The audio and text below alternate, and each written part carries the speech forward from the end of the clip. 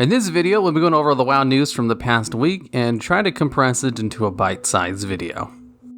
The weekly event for this week is Wrath of the Lich King Time Walking.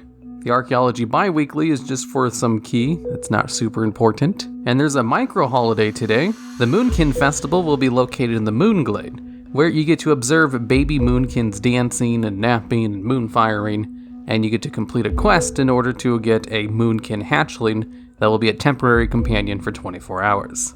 Just a reminder, the WoW's 15th anniversary event will last for 2 months basically, and this includes the 15% XP and experience buff, which will last during the entire event, so don't be afraid to use it as soon as you get it.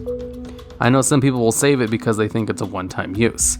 There's also the special raid where you relive memories of boss fights, and you can get loot from those once per week. And there is a chance for those bosses to drop their appropriate mounts, so Invincible and Ashes of Alar, as well as the Time Walking mount. So that's kind of worth doing every week. And then the old AV event recently got a nerf to its turn-ins, as you need to collect 200 Time Walking currency while inside the battleground in order to get the mount. And you can no longer get Time Walking currency from the repeatable quests, as they're just going to be turned into daily quests instead. So you still can do the repeatable stuff, it's just they'll only give you Time Walking badges the first time you do them. And they also buff the amount of Time Walking badges you get for winning or losing. So now you get 10 badges for losing and 20 for winning. Overall, this is a nerf to how fast you can get the AV mount, but you do have 2 months to get it, and this should encourage people to actually play the battleground to finish it, so the matches should be shorter now. In classic WoW news, Blizzard is finally removing layering from all realms as they get ready to launch Phase 2.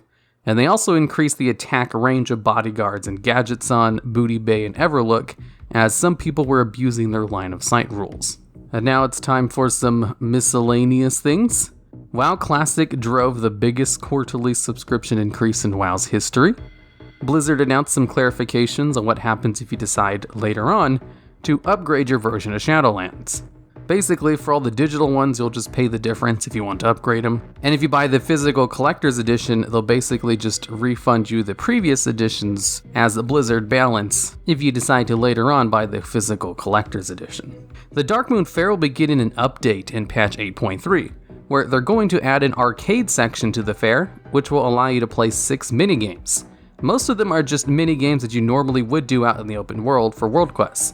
And I think only one of them is a new one, which is basically a version of Minesweeper. So you have the Minesweeper, Untangle, Memory, Match 3, the Totem game from the Shaman Order Hall, and the Barrels of Fun minigame from the Legion World Quest. Alright, and now it's time for the weather report with DevBot the Weatherbot. How's the weather in the Shadowlands, DevBot? Most of the time, humans don't realize how precious a body part is until something is wrong with it. Good one, DevBot. It has been cooling down recently. Alright, and with that, I'll see you all next week.